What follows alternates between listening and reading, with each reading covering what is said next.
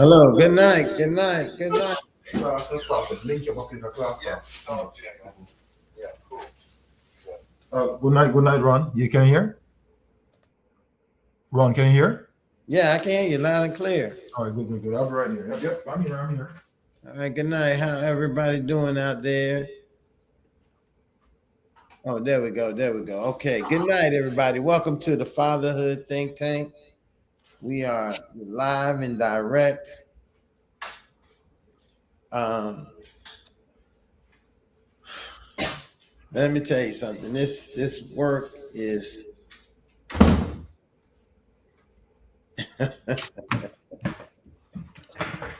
it's interesting. Okay, so let me just say good night to everybody. Welcome to the Fatherhood Think Tank.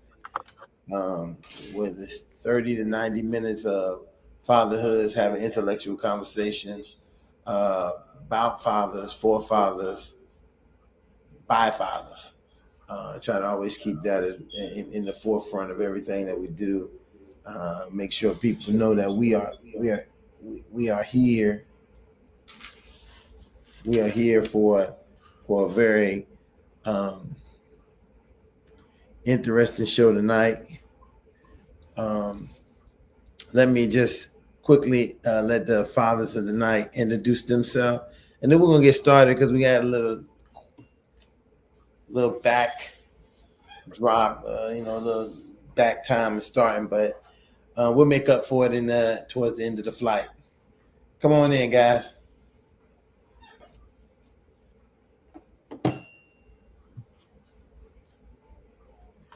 Can you hear me? Yeah, I can hear you. Oh. Hey, good afternoon, gentlemen. My name is Lionel Lightborn. I'm a father to a tribe of 7 young adults, 3 young women, 4 young men, 1 granddaughter, and 1 grandson. It's always a pleasure to be here. Good evening, fathers, and everyone who's watching this program.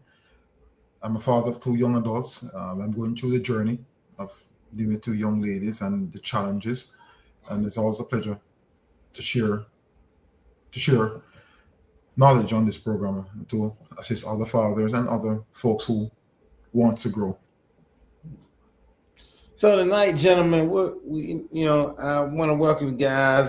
Tonight, we are going to be having an interesting conversation. One that, at some point, really doesn't, I guess, at some point, have anything to do with us, but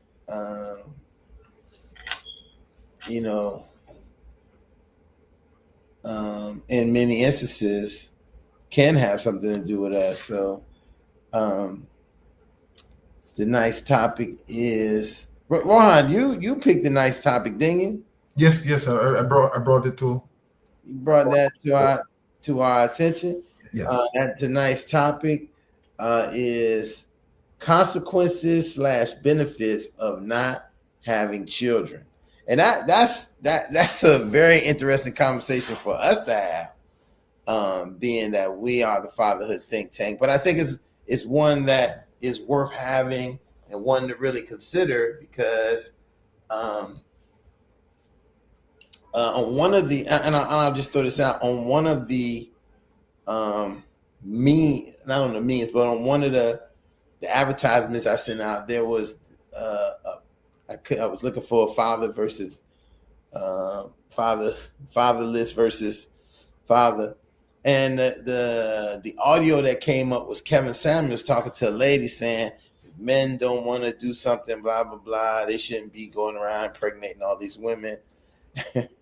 and it's so funny because then his response was he started running off his statistics, about how many men are single and how many men are single and happy and that, this kind of thing. And so that the percentage was of men who didn't have children, who were single and what have you, was maybe higher than the ones who are, if they weren't, they were happily married with their children and their wife. So you kind of throwing that disparity off. So I'm thinking of this, and I'm thinking of a question to ask. And this is going to be hypothetical out the way, but what would you be doing as a father, as you guys have been drenched in fatherhood for, almost over a decade, almost, like, bro, you might be going on 2 decades, right? So, almost getting close to 3, 3 decades, right? What would you have been doing? What would you be doing if you was not a father? If you didn't become a father, what would that have looked like? What would that look like? What would you have been doing? Where would you have been? Where do you see yourself, and what do you kind of vision that would have been happening if you was not a father?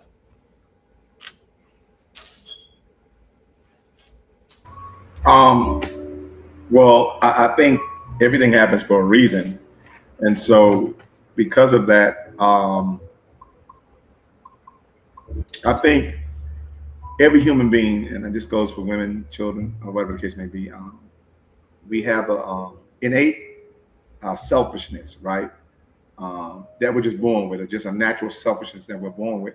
And so, because as that developed over time, um, if the society, or you condition yourself, rather, let's just say what you condition yourself, because I guess I had just as much exposure to good as I did to bad, and I conditioned myself in the bad, particularly when it came to the opposite sex, and so which means I craved them in an unhealthy way. Um, what having a child did, it it it bridged the gap between my craving and my caring, right? And so, and not so much just for the child, but my when I say my craving and my caring, I mean my craving and my caring towards women, because now I had to look at women in a different light when I had to look at a woman that I was craving, who's now caring for my child. You understand? So now I get to see her and be conditioned to her in a different light by the way she's catering to my child. Not so much catering to me, but catering to my child. She could have treated me like the world. You understand? But the craving would have never allowed me individually, without that child, to actually take a class on the caring that I need to really move forward in understanding on caring about women. Number one is equals, and number two, as the proprietors of our children. And so I think it changed me in that so more. And then one change begets another change. So you got to understand, with every change and with every lesson and with every education comes what they call it, progress, because we don't see progress. And I'm gonna be honest with you, progress is never taught in in an ethical sense. It's always in an ethical sense. It's always taught in an economic sense. And progress is not just limited to the economics; it's also an ethical equity. And so, once I started to learn something, I think most men, we are deprived when it comes to ethical or moral equity than we are when it comes to economic equity. This is why we're big advocates of either anti-child support than we are child. You understand? We can use the child support to play like, and I mean, there's a certain percentage that would say, they got child support. I'm like, what about your child? And then what does advocating for your child look like versus the child support? And we'll push against child support, but we don't have no real narratives about how to be pro-child. You understand? Mm-hmm. So we're more anti-child support than we are pro-child. And so because of that, and because I put myself in that reconditioning space with my child, I was able to learn about his mother more with that child, or learn about a woman more with that child than I did without a child. And so not only that, and that's when it changed my life. So we say oftentimes that the child saved my life, but I'm like, the truth of the matter is the child changed my life. You understand? And that's what it was for me. So I'm still on that learning journey. My child may remember what it was to be a child, because I'm going to be honest with you. Nobody had that status and that priority when it came to my mom. You understand? And I could not figure out, when did that separation happen? Like, wow, I remember how I felt about my mom. I was ready to give it all about her. You understand?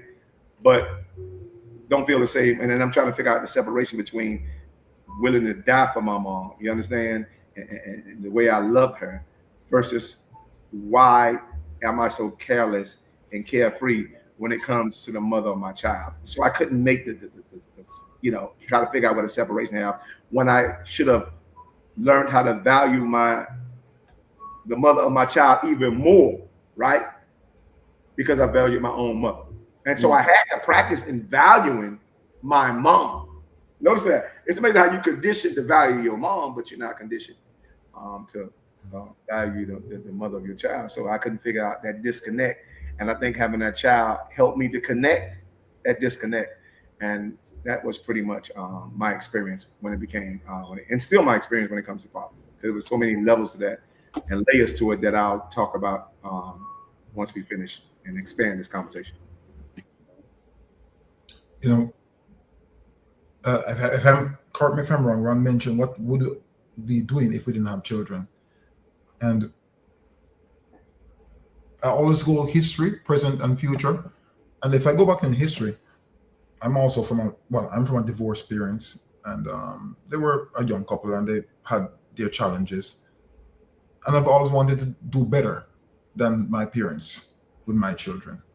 So I can say clearly the goal was I was told for societal expectations to get a wife, start a family. That's something you hear every day. Your friends are married, or who got kids. But to be honest, I don't know what I would do if I didn't have children. Well, if I did not have children, what would I be doing with my time? Because I've always been focused on family. So that's a question I really can't answer. Because if I'm being focused on family and having children, it's up in the air what I would be doing if I did not have family.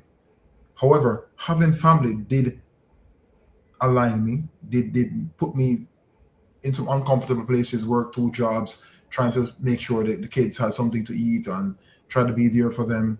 So it's a learning curve. Right.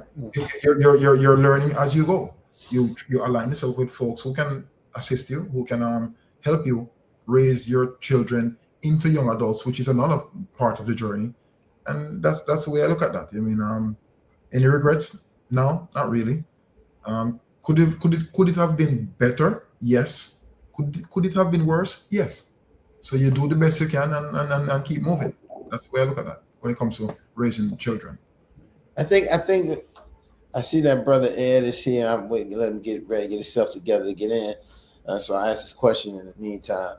Rohan, you say something very powerful because you said something, and I think this is so important to, what I've always said in my research, even my doctoral research, is that, non-consensual fatherhood occurs for a lot of people for men who are not looking to really first even be in a serious relationship yet, less known, have children, right? Versus what you just said is that you was already looking for family. So you got married to your wife and you guys made the choice to have children. This wasn't something that, like we see in a lot of cases, you have, and I'm going to be very, very straight. You have sex with someone, a female, a woman, a girlfriend, a sneaky link, whoever that may be, and you end up even with your wife, because maybe sometimes you can even have sex with your wife, and the plan was not to have a child yet, or you weren't thinking you're ready to have a child, and you had the child, and it kind of turns into this thing where the man wasn't ready. He hadn't made the commitment to do so. And a lot of people, have a lot of issues and concerns about men and their commitment to things. But I think that there's a very strong understanding that when men make the commitment to be at first point, a lot of times when they make the commitment to be a husband, that's why when we look at divorce rates, the men are not the one getting divorced because they a lot of times made that commitment to be in that relationship. And then they made the commitment to most of the time to be married so they can be a father to their children. There's a lot of men out here, and fathers, and they're fathers, but they're not the fathers they want to be because they're not being able to be the men they want to be to their children. They're a father, but not the father they want to be. And sometimes that comes back to kind of our topic, the benefit of not getting yourself caught up in that and being able to make the choice for yourself with the right woman that you want to make it with, being able to, I think that a lot of times people don't think about this, but there is some traditional things that happen. You look at relationships and people getting relationships like, maybe, you got to be engaged for a certain amount of time. Then you got to be married for a certain amount of time. But a lot of times what we kind of see is this thing where babies are coming. Well, engagements are coming because of babies. Let me say that. Mm-hmm. babies are coming because of engagements, and then marriages, babies are a lot of time already here. So you're just making this child a, by what you say in your terms, legitimate child, not out of wedlock, out of family, or what have you. And I think that doing that because you're ready and you want to is different from doing it because you're concerned about how the society looks, how people look. And I do have a few statistics, but I'm gonna wait to see if I can get Ed in here to introduce himself, and I'm gonna share some of the ideas based on this topic, some of the consequences and some of the benefits.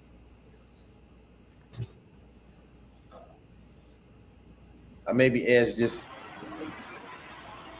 Good morning. Good evening, gentlemen. Sorry about being late. I'm actually just arriving to Fort Lauderdale from visiting my daughter in KC.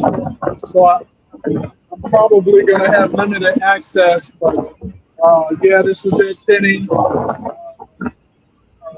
single dad, father of 3, and I'll just be listening. So you guys carry on. All right, great. Thanks, Ed. Ed, I can hear the enthusiasm in your voice about the enjoyment of that time. And these are I think a lot of people don't think about this. They really don't spark that. These kind of things is when you're around dads and you can hear the energy before Ed was saying he was going to go see his daughter, and now he's coming back, and you can, you really hear it. Sounds like you got renewed and refreshed. And I say to people very often, these are the kind of things that can refresh you. These are the things that can renew you. Your children can put the battery in your back to renew you, and you can inspire them to do great things from being around. So it's a very transactional, and people don't like to use that word, but I think sometimes when you're looking at the transactional part of it, it's a developmental transactionalism, not financial. And so it's not like, oh, dad's here, pay your rent, and it's really getting the opportunity to provide, to do what we like to do. Men like to protect and provide. It makes you feel good. It makes you feel strong. It makes you feel worthy as a man. And when you're able to do that for your family and for your kids, it's no greater, as I would say, no greater drug that you could ever have. But it also can, we also see the other side of that. So thanks, Ed, for getting in here and just letting us know. I figured that if I don't see you on the camera, I know you was I just wanted to make sure that you weren't, how you was. Welcome back to Fort Lauderdale. Hey, thank you. I appreciate that. I'm waiting on my Uber right now. I figured I'd just jump in here real quick. I was just so happy to be able to serve my daughter. She was having some flooring done, and she didn't want to be dealing with the contractor all by herself because she's single and in Kansas City doing her student pastor thing. And she called out for her daddy, and I couldn't say no to that. So we just had a great time of bonding, recommitting each other, all that kind of good stuff. And I was just so glad to be able to help her in this situation.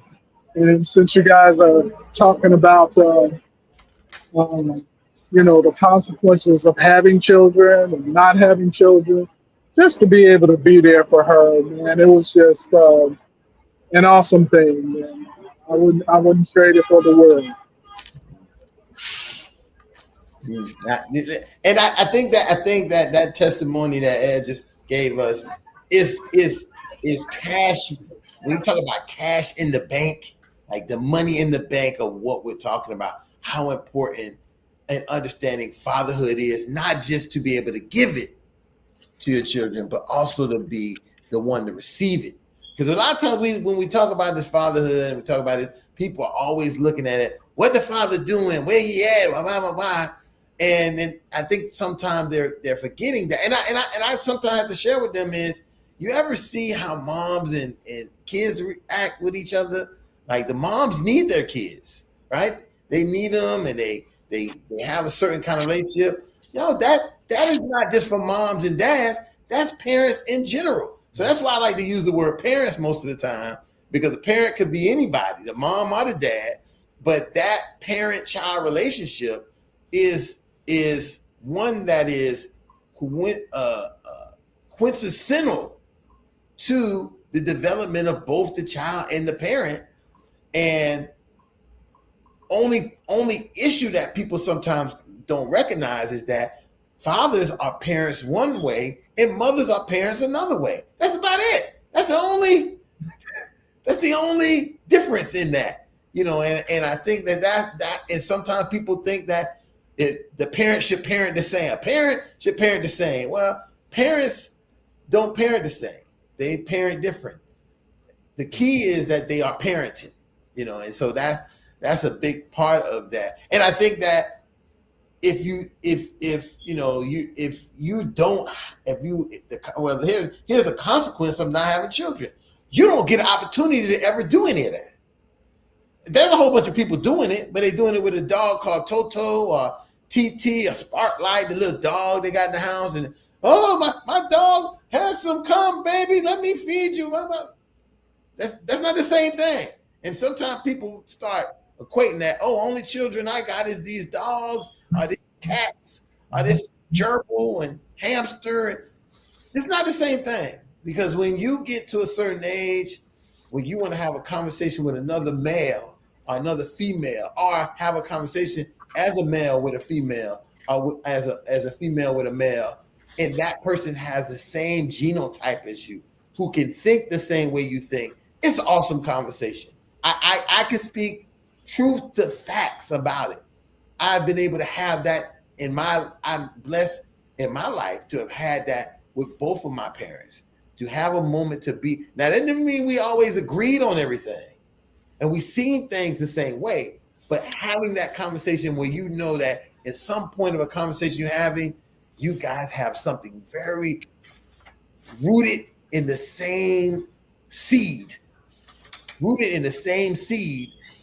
and it is a very warming thing. You're not gonna have that with Spud, bro. Spud might come and snuggle up with you in the bed.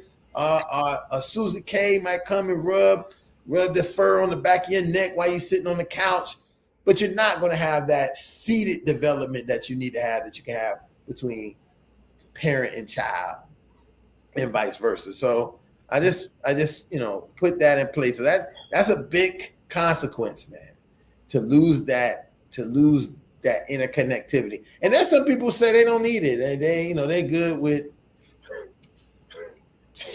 I got a really good friend. Really good friend. She said she's allergic to children, and I say, hey, well, I guess so. But I'm so in love with children. I changed my whole life and came back to working with kids just to be with, because it's something about them. It's something about them, man. So. But Ron, fathers, we talk about trends, right? You know the word trends, right? Trends is something that, MC Hammer, what was it? MC Hammer had that. You remember MC Hammer? He had that pants. That was in at a time where everyone would dance and everybody would buy the pants. MC Hammer had that pants, right? I had some of them. Okay, here we go. So how long will this trend last? We let's go into the smoke and the fire. We know that most people today you talk to tell you, I don't want kids. You ask, why you don't want kids? Well, I can't afford kids. That's the first thing, right? I don't want no children. I can't afford kids. I have 2 dogs. I'm set. Then you ask the next question. So hold on. See, you was going good, Ron, until you said you can't afford kids, but you got 2 dogs. Right. Dogs are way more expensive than kids, man. Yeah, but the dogs are the pets. Let me not use the word All dogs. right, Let's go say on. pets. So I asked her, "You have two pets," and I said to her, she's had a bad relationship, so she chose that route. So pretty much most pets, in my opinion, are dependent on you. Meaning, you come home, they wag the tail, they're happy to see you. They can't talk. You feed them, and they come around you as you mentioned and lay beside you, and then they're in needing of your comfort. But I've always said, if that pet could talk and use a cell phone, and when you came home, that pet didn't run to you at the door and was in a corner on the cell phone talking to another pet and said, "I'll talk to you when I'm finished talking to my friend over here." Would the love be the same? Would we still love those pets if that pet had the option to talk, the option to leave the house when he or she wants, come home when he or she wants? So many folks, I ask, why do you have the pet? Well, the pet is always, he just loves me. He or she just loves me, and that's what I need. And let's be real, a pet a pet is a child forever until they get another child again. So again, I think it's a trend. I don't know how long it's gonna last. I don't know why people are staying away from relationships and taking the easy route. But it is definitely worthwhile a discussion we gotta look into and continue to talk about as these trends are as times changes in front of us.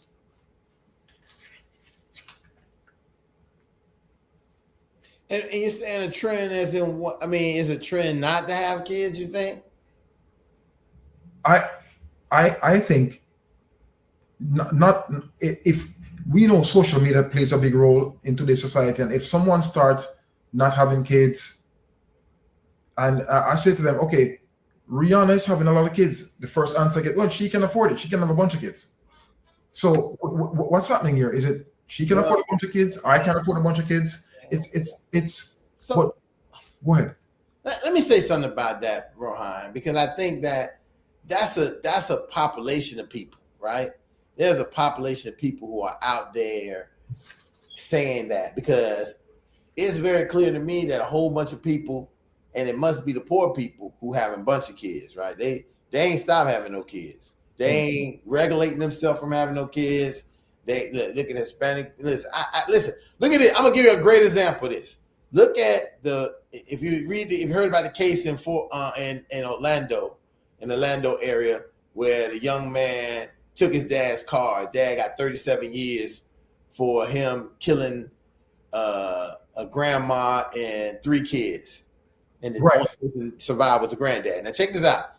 The mom of them kids, right? Check this. She already got 2 more kids.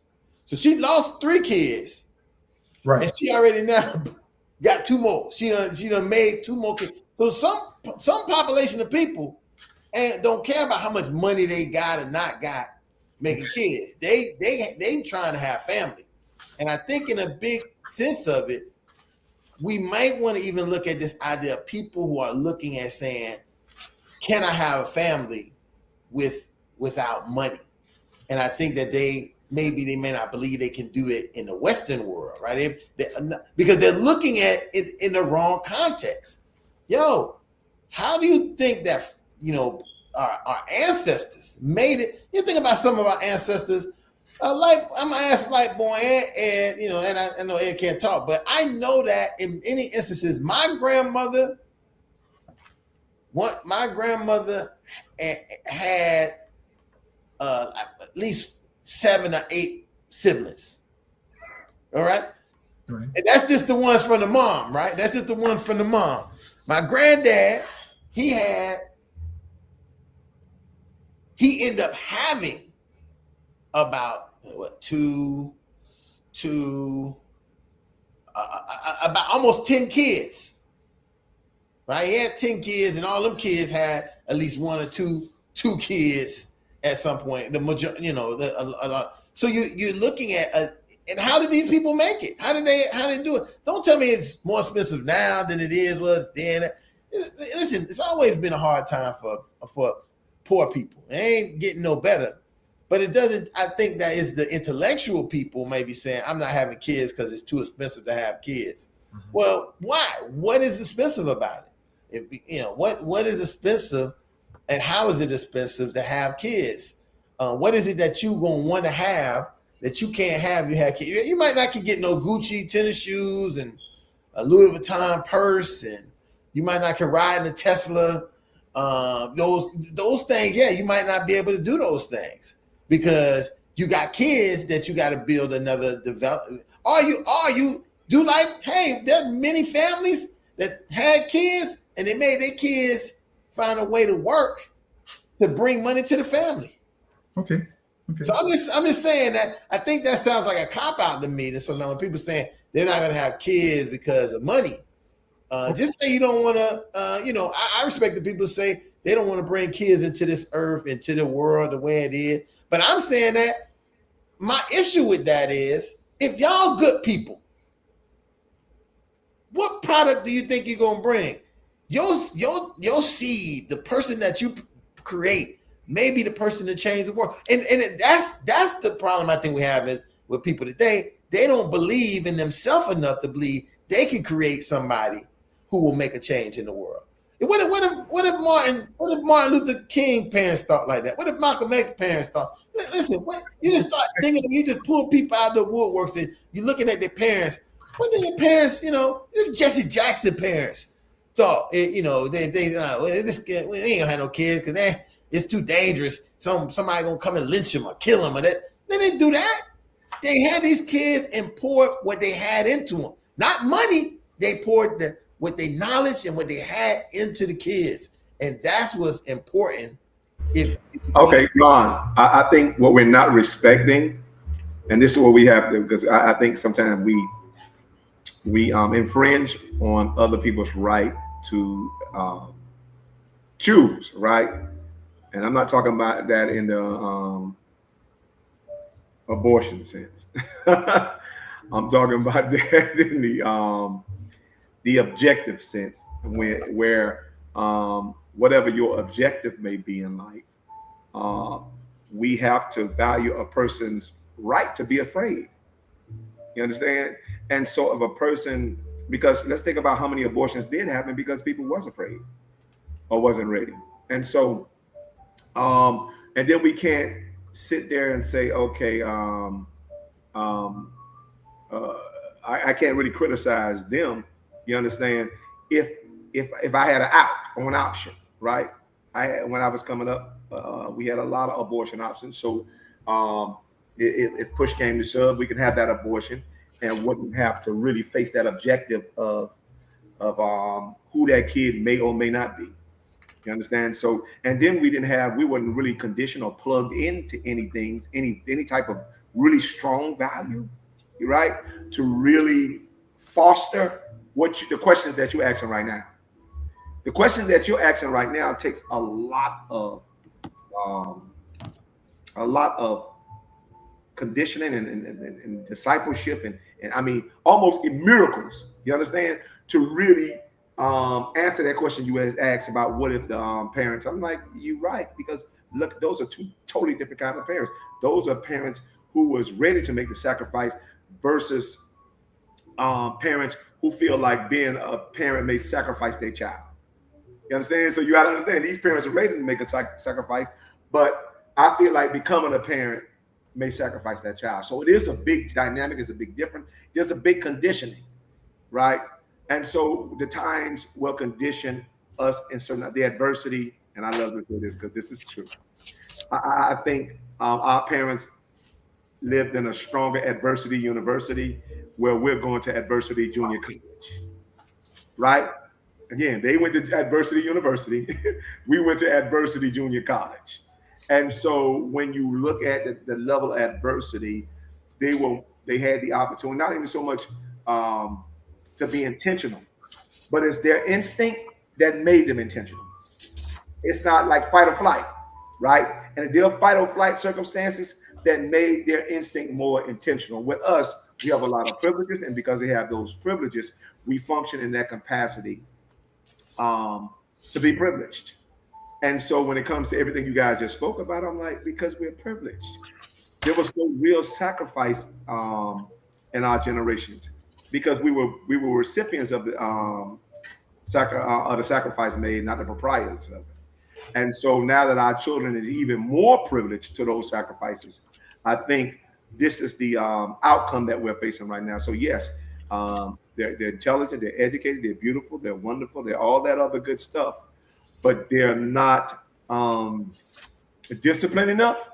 And I'm going to say, because again, the sacrifice is not really there, and so they're not disciplined enough. This is why you see them on every front trying to really fabricate movements, as opposed to, you understand, the sacrifice it takes to make something move. So you'll see us jumping on every movement. We're trying to make everything a movement, everything a movement. And that usually happens because, and then everything we try to make a movement, we try to compare it to a movement that was already done. And so because of that, again, no sacrifice. And so most of our movements are superficial because no real sacrifice. So everything becomes more superficial. There's nothing really, I don't want to say I mean, no generational,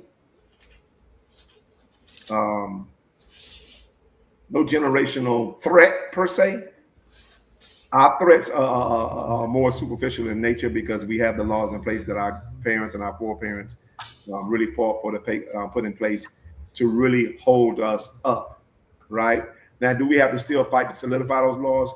Yes. But are we disciplined enough to make those sacrifices to really advance those laws?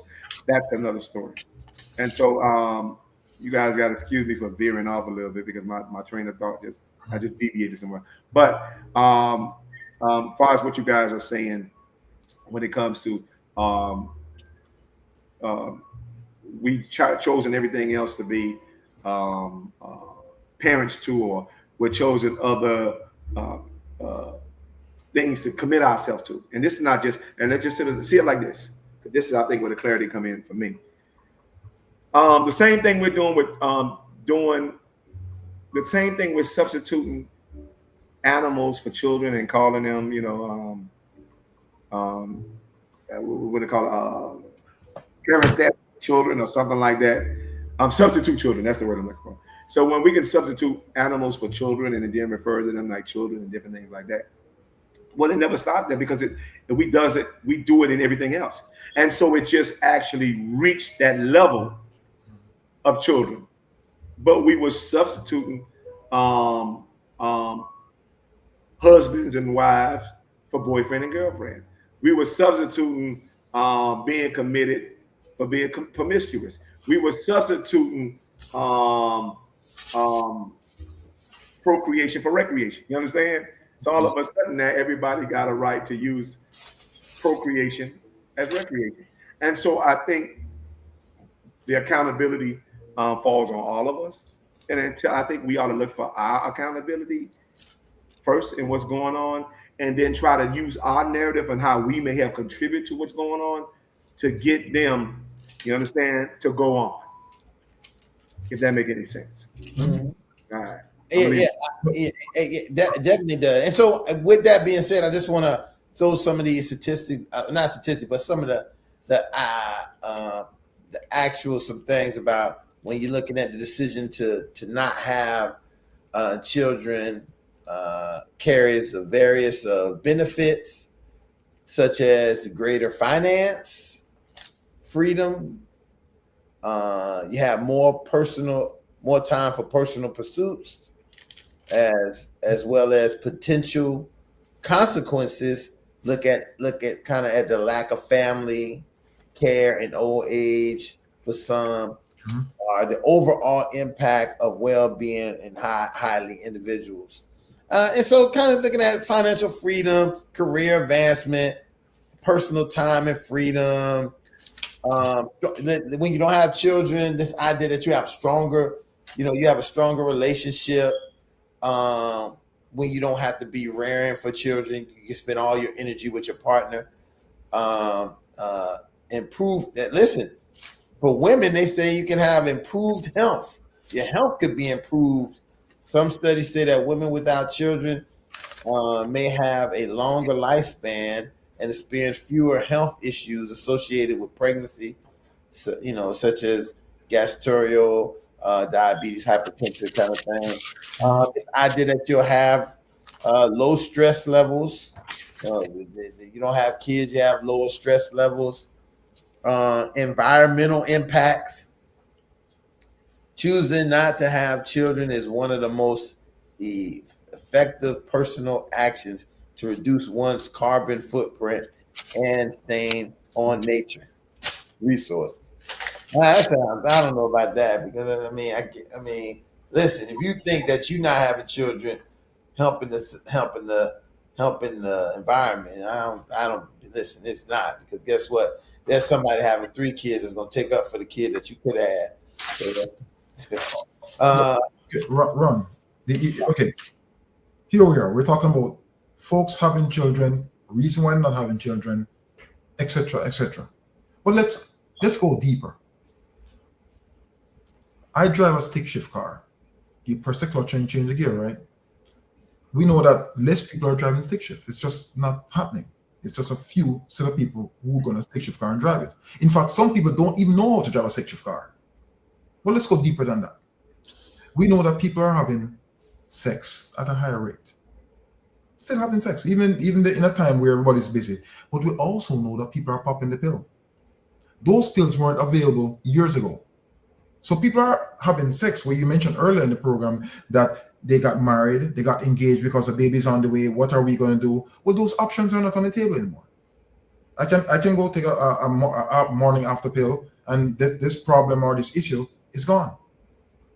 I can go on social media. There are many sites that advertise these pharmaceutical devices that can do an early abortion. So it's not that they're not having kids. It's just that they're not getting pregnant. And that is something that is to think about, because then if you get pregnant, you're gonna go and try and work it out, try and work out the relationship, have the child, and go through the journey. But if you're not starting the race, if you're not in the race, well, what race are you gonna run?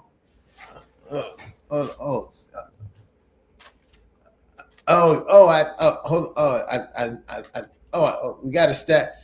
I see. We have a question here. I gotta always get to the questions.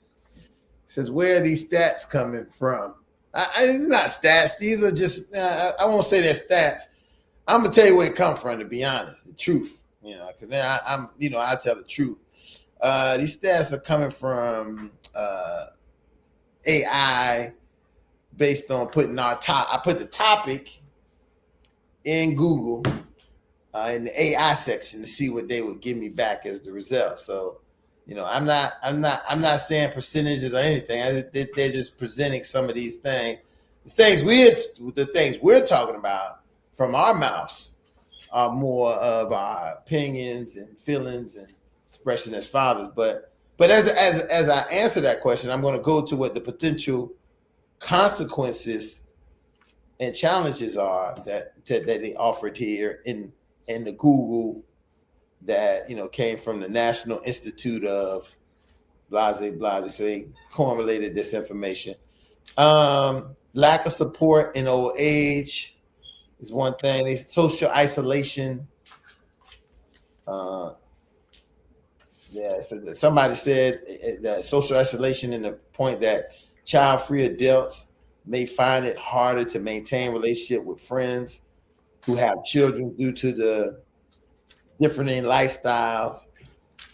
Some may feel left out of parent-focused social conversations. They talk a little bit about regret and unfulfillment for some. While some people may be happy with their choice, some people may come back later and have some, regrets about it due to the circumstances. They may experience some distress, depression, sense of regret, unfulfillment later in life. Social pressures or stigma. Some people will be saying, you don't got no kids. Why you ain't got?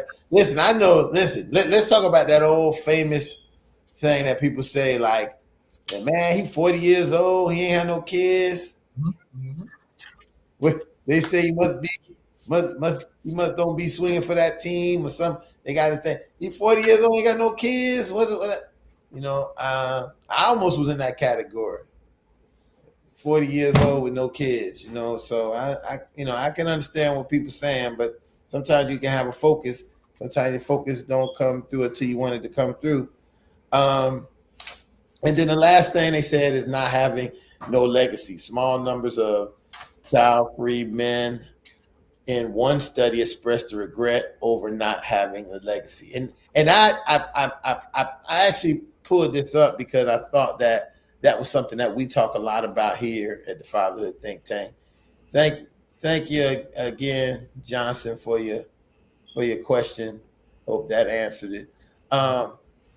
That we talk a lot about that. We talk a lot about it. I think that Ed talked about it. The idea of having a legacy and being able to provide for that legacy, and that these beings will take what from you and continue and give to the rest of the world. Listen, there's no powerful. Listen, and I'm like, boy, you probably can speak to. I think we all can speak to it at some point where our involvement with people, right? And I can probably speak about it more than anything else. My involvement with people is a powerful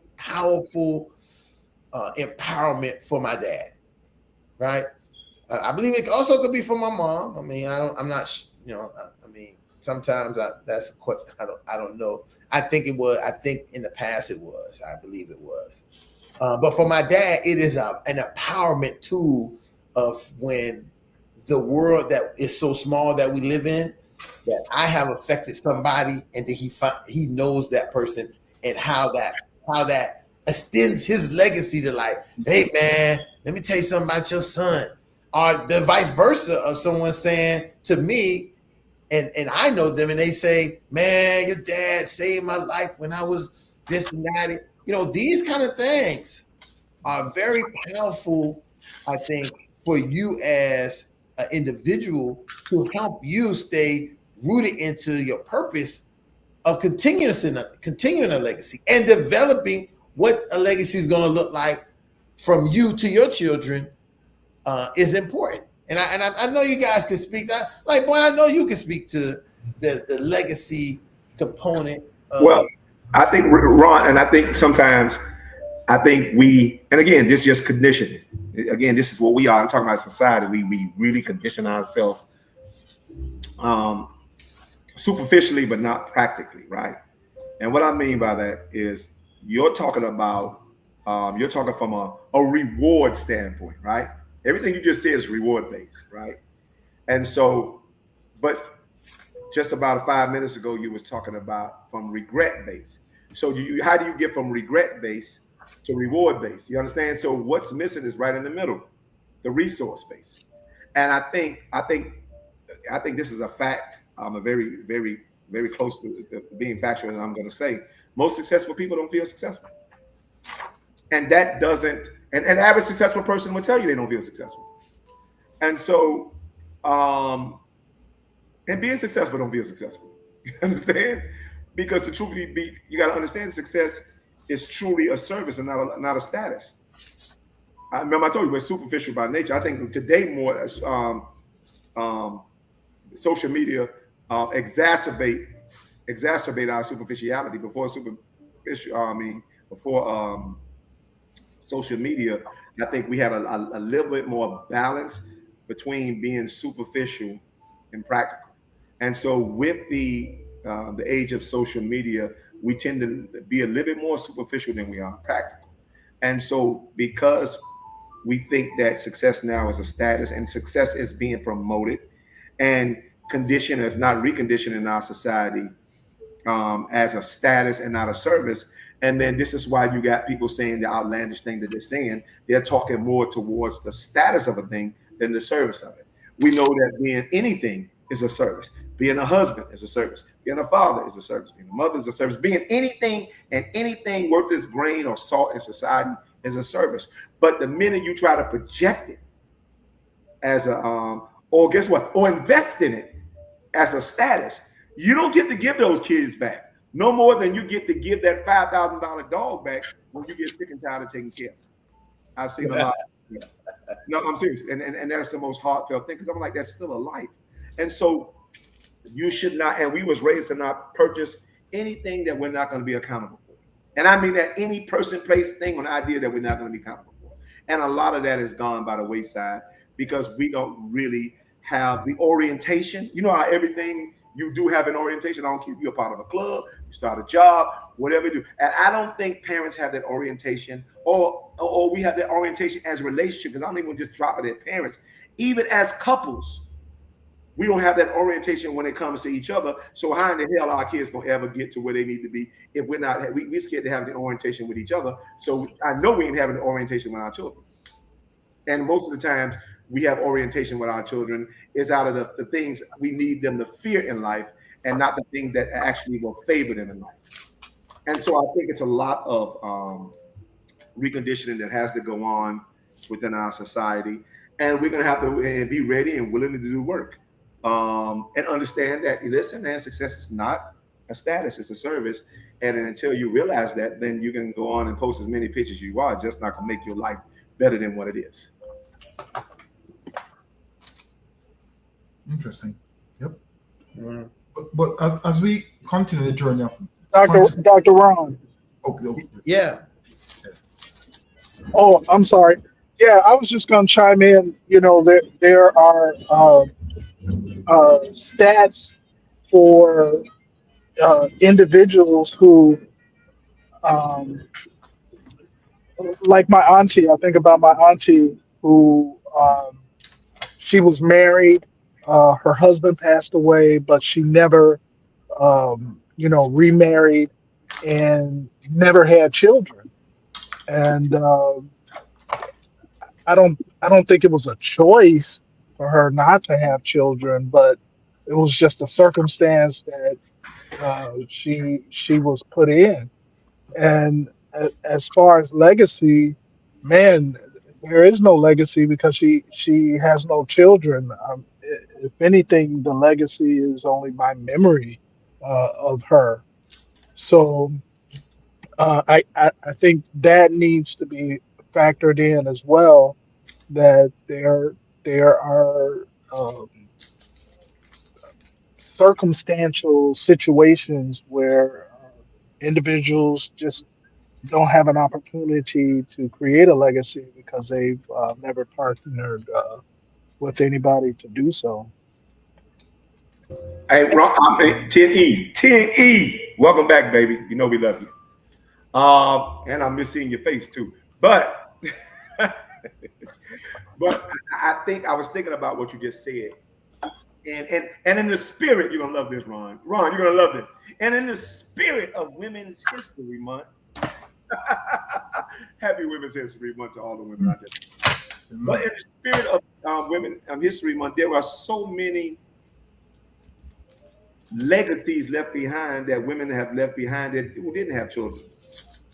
And I think that's when I told you the reconditioning and exploring. And so I think sometimes we have to challenge those narratives, because I'm like, I would hope that Harriet Tubman is a legacy, and all those great women, and particularly Black women, who left legacies without children. You understand? Because their purpose, you understand, had so much. I mean, their purpose gave life so much passion versus the passion they received. And so I have an aunt in the same situation. My aunt, I'm like, of course my aunt legacy lays behind because she's a contributor to me. You understand? And yes, they talk about she didn't have no children. I'm like, yeah, she had a child. She had me. I was her child.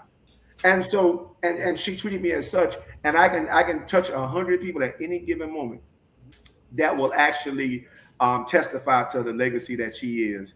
And God forbid she pass on, and that will leave behind. So I don't think having a legacy is limited to just having children.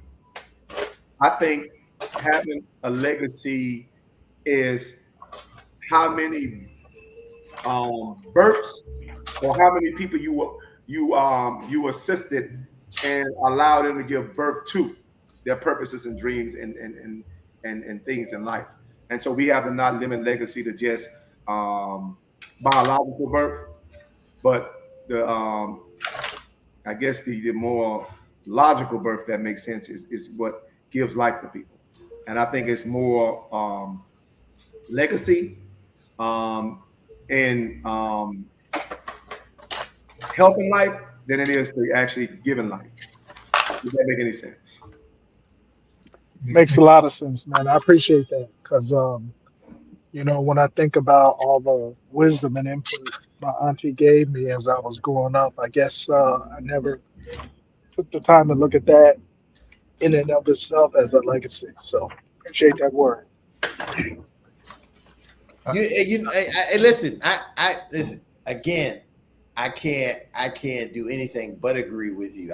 And the thing about it is always an auntie, right? We have aunts, but my aunt and my uncle, my aunt and her husband, my aunt and uncle, they don't have any. I don't have cousins from that. But guess what? They are quintessential example of what married people look like to me, right? They are the pure example of living life for and with each other, right? And that can be a very strong benefit because you make a comparison, contrast to some other people who it's just like them and they haven't made it because they didn't have enough time. They didn't have the time, like they said, to really spend the time with each other to develop. Like listen, I just remember this little thing one time, like. My aunt would say, my mom would say something to my aunt about, oh, you're going to do this and do that. And my aunt would say, well, I got to check with my husband, right? And that used to be, and my mom used to make, my mom said little smart things like, she let him run a lot. But the reality is, I think that the importance of that is when you're a team, right? Mm-hmm. The team do not go and run audibles and do things different without checking with the teammates. And I think a lot of times people get into these relationships and so even get into marriages and they're running because they didn't become the University of Miami Hurricanes. They was just a whole bunch of people who came off the street and start playing as a football league. So everybody had their own objectives and missions and reasons for why they got on this team versus all the people said we came to be on this team, we came to sacrifice, and that's what we kind of see in that example. And you see, hey, they got these games. These games are horrible. Just saying the kids are. Let's say the games are, the game. They don't get to win a championship. They don't get to bask in that together. But the true example when you're looking at people who have made a decision. And their decision was not to have children. They made a decision not to. And that's some people's choice and right to do so. I think I agree with you 100%. But people have a right and choice to do whatever they want to do. And like I said, I have many friends who, and I was almost looking like I was going to be a person in that category. Right? I was going to be the listen. Even when I initially was working in this industry, I had no kids. I was just a therapist who was coming to working with fathers and I kind of looked I looked a little green because here I am trying to tell fathers something when I wasn't a father at all. I'm just telling them the therapeutic textbook stuff. And that's not realistic because how can I really get in there? I can tell them, but is it really real? Because I don't really know. Oh man, I remember without a doubt, times of men telling fathers about how they operate, what they should do, and how they can solve their problem. It's not that like you could do this and you could. Hey, listen, you don't know that because you ain't no father. You ain't got no partner like that. That old saying that we used to remember that, Rohan. I never understood why my dad was the way I was until I started having kids. Mm-hmm. And then now I understand. Well, my dad was the way he was with my mom and this and that. That kind of saying is one of those things. But somebody can tell you all the this and that and all that, but it's different. Even reference to two people having a relationship, you know, you got two friends who are not with kids and without kids, right? And friends with kids could be given to people friends without kids be giving to friends with kids advice on what to do. Listen, you can't really give that advice might not pan out, bro. No, it can. No, I think no, it can, Ron. I'm gonna tell you why. Yeah, right. Because you have, I think, one of the best sayings I ever heard. I heard it on one of the television shows. I can't remember what it was. When the guy said, "A smart man learns from his mistake. A smart man learns from his mistake, but a wise man learns from the mistakes of others." Mm-hmm. And so, with that being said, I think that I'm gonna put it in the immigrant citizen standpoint. When you immigrant of a country versus the citizen, immigrants see things that will renew the way citizens should see it, right? And so I run into a lot of immigrants, and I think that the liberties and stuff I have granted and things that I could do, you understand? Because I am a citizen, I start to put obstacles in my own way on. It's not enough, you understand? And so when it comes to, I watch an immigrant come over here, and they would take whatever little opportunities they can get. And they make the most of everything. I guess that's what I'm really trying to say. And so I think where we get in trouble at is because we stop making the most of everything. We stop making the most of our opportunities. We stop making time, talent, treasure, all that stuff. And we stop to do that, you understand, is where the problems really start. And we start devaluing each other. You understand? So that's a lot. And again, I'm on a journey. I'm going to be on a journey probably until I die for this reconditioning, because there's so many missed opportunities.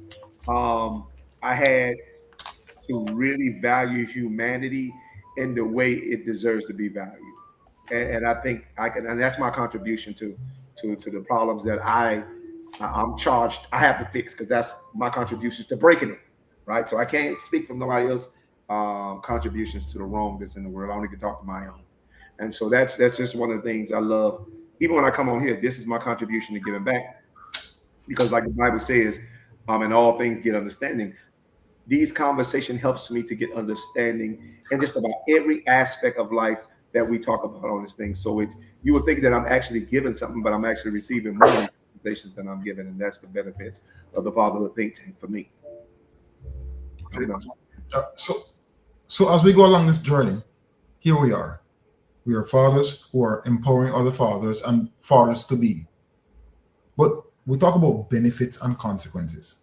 Benefit is something that benefits you, the society, people in whole. Consequences are actions that people do that come with consequences. So let's follow the journey. We're talking about folks who are, for men, we can always be fathers. If I'm correct, some men are fathers even in their 80s.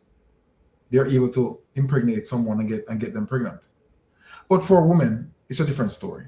There is a biological clock, and in some cases that can be altered with IVF, but not everyone can afford that, the IVF procedure. So we're talking about the time gap for a woman to have a child versus a male. Yeah. As a society sees it today, hey, you know what? I'm not having a child. It's not that important to me. But I'll say this to everyone who's listening on this medium. We all have something that we value. That's important to us. Let's just put it that way. And what I see is a society changing. Maybe it's a car, maybe getting an apartment, getting a career. Just the shift away from having children. But let's keep this real. We talk about people who I call FIP. And FIP are formally important people. They had a job where they were administrator, they were executive director, they were director of nursing, and now you're being told you're over 50, you need to go to a retirement home. So you're in a retirement home, and some folks take the badge off their door and bring with them. They said, here's the badge. I was a director of a facility. Now it's on a wheelchair. And this is the journey we're talking about. So let's continue. You're in a situation where you're either forced to be in or you're dropped off. Come holidays, you see family members coming. My grandkids, everybody's talking about their grandkids and their kids, drama, and there's some folks who can't talk. They have their badge on their wheelchair, sitting there, and here comes my best friend in the community with his grandkids. Christmas, they're gone for dinner, and I'm here sitting down. I really want everyone on this program and out in the world to think about the choices. As I think Ron and I talk about it, we make choices, but necessarily not all the time we choose the consequences of our choices. Having children is not a bad thing. It's work. And as the Bible talk, make hay while sunshine, many people just don't want to do the work. Everybody wants the easy button. You know, you press that button. I know you guys remember that old ad. You press that button, it's an easy button. But life really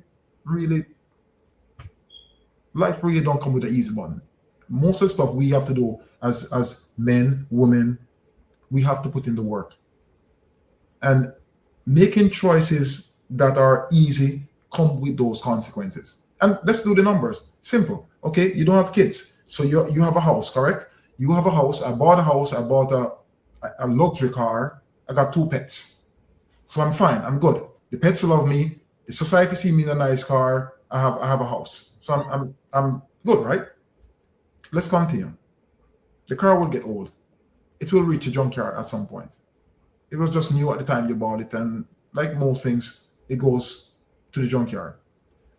You did not have any. You choose not to have any children, as Mr. Te mentioned, for different reasons.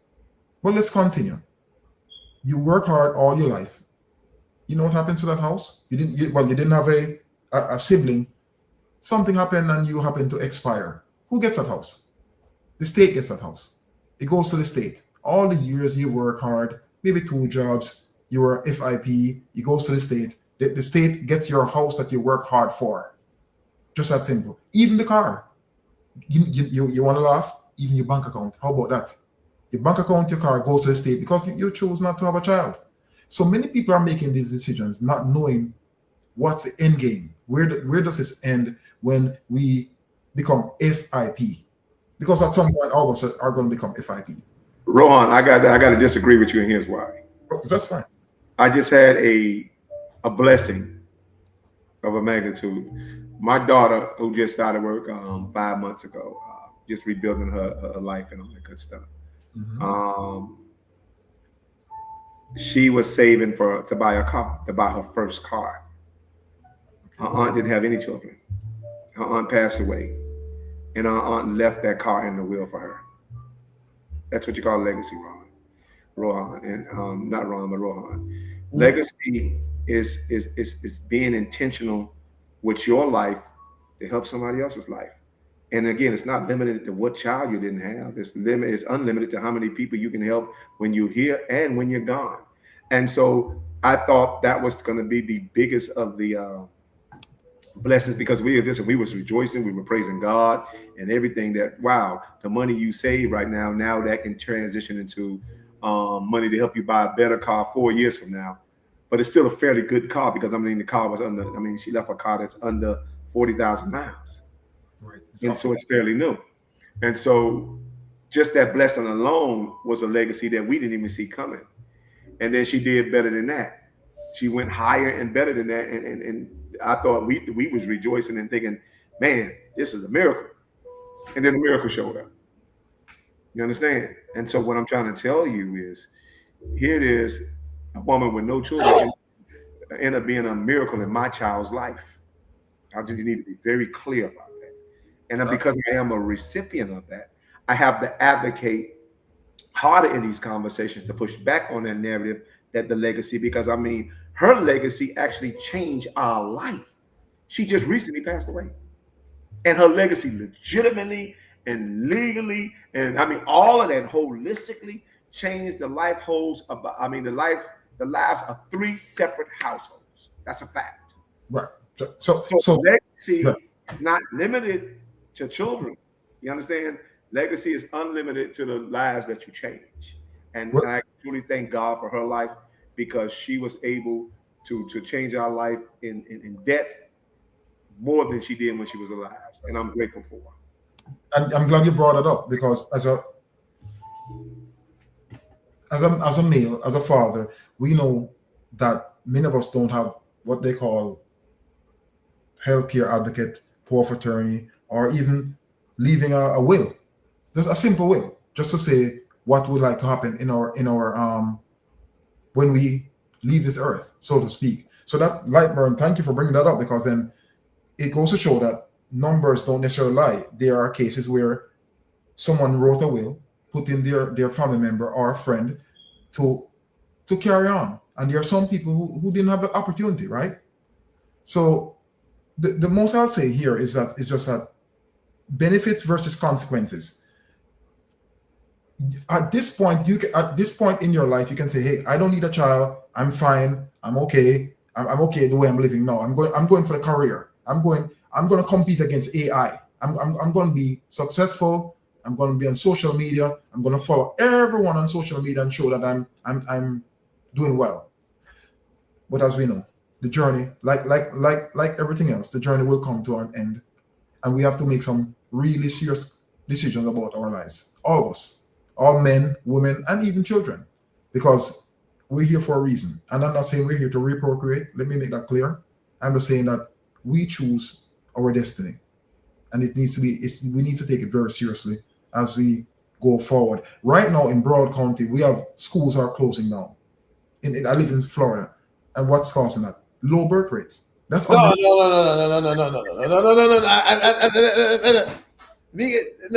It's not low birth rates that's causing that. It's on the list. I did not. No. Let's be honest. It's on the list. But that's not the cause. The cause is the change in the policy of education. Okay. When you tell people that, hey, you can start any kind of school you want and get the money for it, so I can open up a school and get about 20 kids and be making buku money with just those 20 kids, that's causing the schools to close, because you moving the what was a central location, you making it satellites. So you got all these satellites all over the place. Okay. And the number of kids ain't changing. The kids and the birth rate ain't low. But statistics show that it was low. I know we get that. Birth rate has been low. But Ron is right. In the policy changes, you got two things. I'm gonna let team please kick in when you can.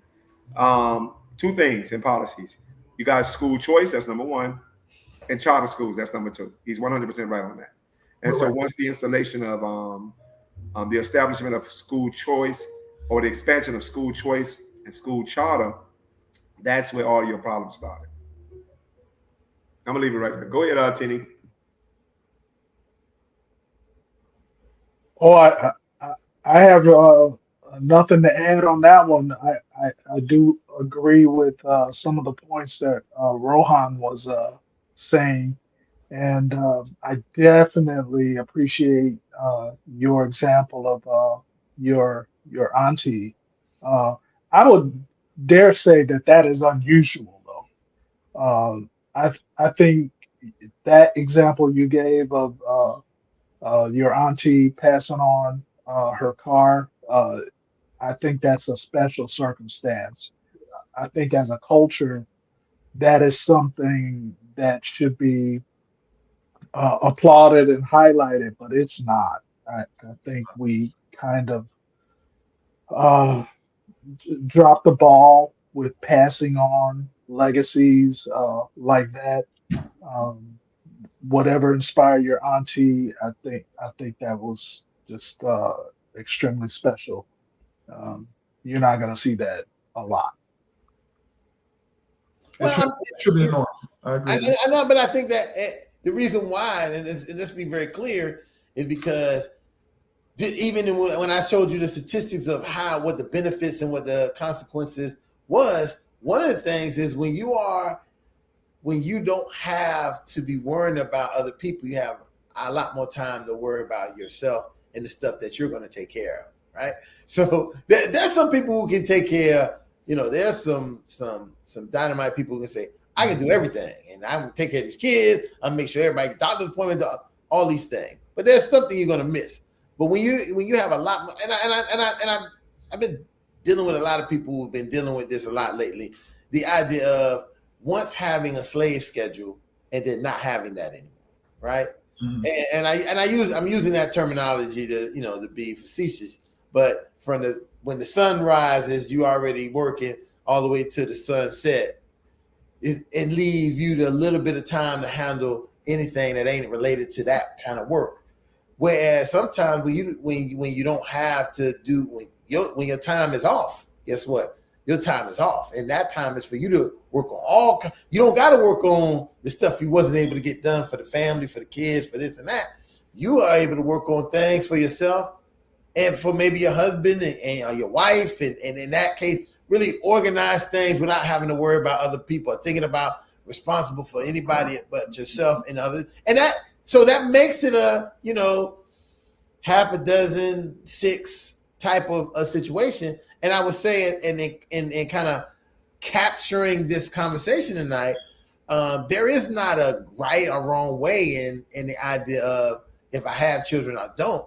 It's really depending on what you do with your life. And I think that Ed made it very clear. Legacy is what everybody's thinking about, not just people with children. Or maybe Ed said it through Rohan. I don't want to get it right accreditation, but a legacy. No, that was Lightborn. Lightborn clearly explained, that legacy does not just end with that individual. So right, and so it doesn't have to be. I know that we come from a narrative of looking at legacy as fathers to our children, but overall, every individual person has an opportunity to leave a legacy. And how they leave that legacy is important and can be beneficial. I'm going to tell you, some of the people who have put many kids, many students, families, and really move people to the next level have been people who didn't have children. Mm-hmm. They had abundance of finance, and they utilize that finance to better help the world. Mm-hmm. Where sometimes when you got a big family, you can't help the world. You gotta be helping your children and hope that they're not fighting over the little bit of stuff that you got left when you get up out of here. If you don't have the time to organize it and say who get what and get this and get that, because sometimes it is a hustle and bustle world we live in. So I don't want anybody to feel like, hey, we were saying one is good and one other is bad. I think we just wanted to bring a conversation to the floor tonight about, hey, there are benefits and there are consequences to the idea of if we don't have children. And I can, I definitely, as a person who spent that large, at this point, I really spent, in the percentage, I spent 40% of my life childless, right? So the majority of my life, and I got friends who didn't even make it to 40. So, I lived a life of childlessness and knowing what it was like and how it allowed me to continue to just become a lifetime student, a lifetime learner, not have to worry about doing anything, I could run to do things. But it also allowed me the opportunity to be a person that could provide for other people. I was able to do a lot of stuff for other people because I didn't have the commitment that I had to think about, what my child need or what my partner need. I could do it. I was that in the gap person. I could be the gap at any time for anything. And so I've also seen people who can't be any of that because they're too busy having to be the gap for their family and for their side. They don't got time to gap anybody outside their house because the kids alone is taking. Listen, sometimes just your partner is taking up a lot for you to hold the gap in. So talking about somebody outside your house. Oh, you know what? I'm glad you brought that up. Let me push this on him. Let me run this on him real quick, Tina. You got it. And we could do a nice little vote on this. Since and because I'm a married man myself, so I have to actually suggest this. I think that because of your recent new circumstances, you understand. Tini, Ron got engaged. I meant to tell you that. Oh, Ron, you do know Ron got engaged, right? I'm aware. Okay, so Ron got engaged, and if we're gonna be truly your brothers and all that other stuff, I think that we may have to cut the Fatherhood Think Tank down to at least twice a week, if once every 2 weeks, as opposed to then you run afoul of neglecting your wife and your circumstances. So not let anything neglect this blessing. You have an accountability to that, and make sure that you put her. Of course, God is first, but in the natural, you put her first. So I would suggest that in general, make sure that your wife is a priority. The Fatherhood Think Tank will be here. We would definitely be on here to support this, but make sure that you cut out enough time in your schedule for your significant other. I can tell you that because I love you. You understand? And I want you to have a successful marriage. So you're going to have to figure out what that priority, you and her can sit down and figure out what that priority look like. Now that we're talking, because you're the one who came up on this topic, you just remind me of it. So, from brother to brother, I just want to see you be successful in everything you do. And this will be here. So congratulations, man. And you guys will sit down and figure out what that looks like. I'll put in my part real quick. Relationships is not hard. It's all about communication. And I'll make it clear. Work together, play together, rest together. You can have a beautiful relationship. That's what I have to say. Oh, I thought Ed was gonna say something. Well, listen. Oh, just congratulations, man. That is awesome. Listen, do your thing. Love on that woman. Let her love on you. And what do they say? The rest will follow. Right. There you go. And listen, I think that Rohan, I think you said the right thing. Communication is a key and is important and a big part. But I don't think that I'm the one who has to, I'm the one who has a lot more time in this relationship. So just, a lot of time, I have a lot more time. And again, 90 minutes is not a lot in 30 minutes, especially if it can, listen, let me say this. I think that it's not a lot if it can help you recenter yourself to be better for your relationship. I think where we sometimes go astray is we say, I'm going to cut all this stuff out so I can focus so much on this relationship and move away from what made you get to the relationship and what made you strong to be in a relationship. And because they sometimes recognize it, right? And sometimes they don't want to. They're like, well, you don't do this no more. Are you spending all your time hanging? It's nice at first, but you also not getting the knowledge that you need to continue to develop and build. And again, listen, you understand, if they watch if your significant other watch the show, like boy, clearly, you have a whole bunch of conversations about that. Just in reinforcing your own relationship, because sometimes you don't know sometimes we say stuff and we don't even right. I'm still getting the residue of the word. What was the word I used a couple weeks ago when you told me you said, and I said people were saying I was melancholy. That word, goddamn melancholy, it came up so many times.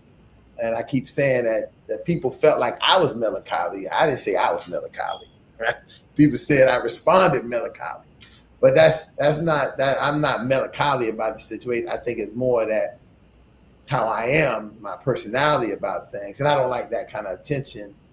So I won't be like doing certain things a certain way that some people do. Some people love to, some people like. I guess what I was saying is I'm only suggesting balance. So I didn't tell you to throw anything away. It's not an either or thing. Oh no. Yeah. It's on how do you understand? Remember, I told you listen, you're in something that the priorities, you got number one, you got to sit down and figure out talk about what the priorities look like. Number two, because guess what? You're gonna, if you guys, and if God's will for you guys to be husband and wife, she ought to care about you. You understand? Mhm. Like you ought to care about you. So if she see something where you may think something may be healthy. See, I mean, you see, you think because people who doing good or trying to do good always think their good is healthy. You understand? That's why you need that outside. You understand? I know that you getting engaged is healthy. That I know for a fact. The problem is you're not used to that type of exercise. So you're used to the exercise and the healthy lifestyle that you're used to. You're getting ready to embark on a whole new healthy lifestyle. And what I'm trying to say is I don't want one healthy lifestyle to cancel out another. That's all I'm saying. So that's where the balance comes in at. Hey, food for thought for the future. That's what I always say. Food for thought for the future. Well, with that being said, guys, we ran. I think we ran our time. We right on course for our time frame. I want to just say, hey, thank you guys for another awesome conversation. I think that without no doubt, these conversations are beneficial to not just us but our society overall. Just want to, before I say the chant, I just want to shout out to our sponsors and give them the uplift that they deserve. So first sponsor, I want to just send out to Jag, attorney at law. He probably had a big case tonight. That's why we ain't seeing. He got working on some big cases, because I know he would want to get in this conversation. Jag, attorney at law, Miami-Dade, Broward County, West Palm Beach. If you're looking for attorney in the South Florida region, you can go look up Jag, attorney at law, Johnny A. Gaspar, Esquire, j.gaspar at jag1law.com. Phone number 305-827-8087. Or if you want to check the website out, www.jag1.com. And he is a proud member of the Fatherhood Think Tank and a big sponsor to our shows. Next, I want to definitely send a shout out to another one of our from the beginning sponsors. That is Omega Psi Phi Zeta Chi chapter of Fort Lauderdale, Florida.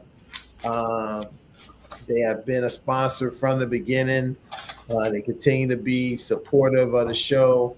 The bossless Von Howard, he's coming up here, and I think this week I'm going to spend some time with him. So can look forward to that. And shout out to that sponsor, Zeta Chi chapter, Fort Lauderdale, Florida. Our next sponsor, just to let you know that Fatherhood Think Tank is international. It's not just the United States, it's international. Zeta new chapter, Lagos, Nigeria. So we have those brothers out there all over the Nigeria and all over the country watching, supporting that. Another one of our international sponsors, the Nigerian Qs, as they call themselves. I want to thank them for being here and always supporting. With their support, we also have our another local. So we got the South, and we also big up here to the north. We have also the Q-Landa, Philly Qs in Philadelphia, Pennsylvania. So we got all of South Florida, all of Philadelphia, Mid-Atlantic area supporting, watching the Fatherhood Think Tank, supporting us. So we want to thank that chapter for sponsoring us as well. We try to have much, and I always want to give the praise to the people who are putting us and helping us and supporting us. And I just want to say again to brother, if you are feeling like at some point you need a little bit more conversation after our conversation, don't hesitate to reach out to the Fatherhood Call Center and helpline for dads. It's 1-877-4-411. It's offered by the Fatherhood, the National Responsible Fatherhood Clearinghouse and Fathers Incorporated. So if you look in, you take down that number.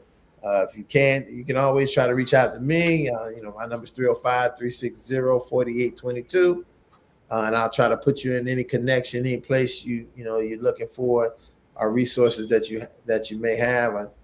But definitely that is it. And then the last thing before we go out, if you find yourself being, chilling on a Thursday night, and you want to look into something a little bit about Black marriage and family, we have a Black marriage and family show here on YouTube. Two great co-hosts, ladies are fantastic, and myself. Two Thursday nights at 8:00 on the YouTube page for father, mentor, educator, therapist, Black Father YouTube page. You can go there and you can check it out. We're gonna have an interesting topic for the next couple of weeks. Found this guy talking about, kind of sort of information about why men and women relationships kind of don't work.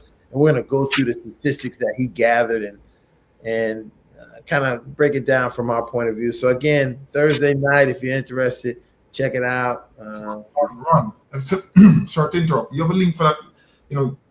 I see. Do you have a link for it that I could send in the group? We could keep in mind and send to other fathers or so forth.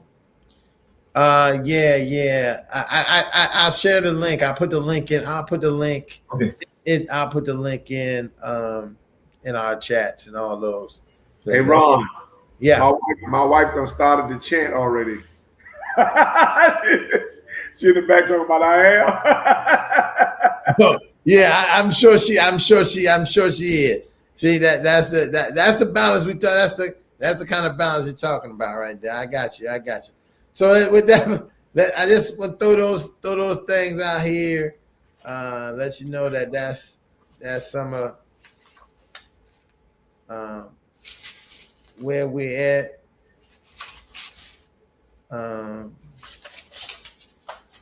And then with that being said, thanks everybody for joining us again. And Father, repeat after me. I am a man of honor. I am a man of honor.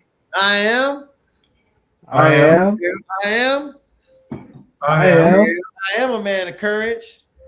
I am a man of courage. I say I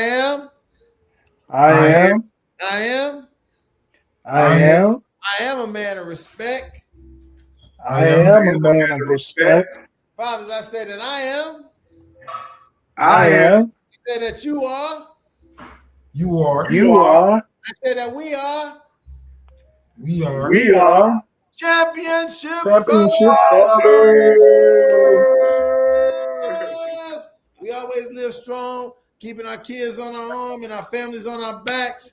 And we'll see you again here next week at the Fatherhood Think Tank, where we spend the time for fathers talking about father issues with fathers, for fathers, about fathers, with some awesome fathers. We look forward to seeing you again here next week at the Fatherhood Think Tank. Thank you for everybody who joined us, and we can't wait to see you again here next week. Thank you, two guys, for coming on out. Give y'all a round of applause for always being loyal and being here. And we will definitely see you again next week at the Fatherhood Think Tank. Good night. Good night, everybody. Good night. Good night, fam.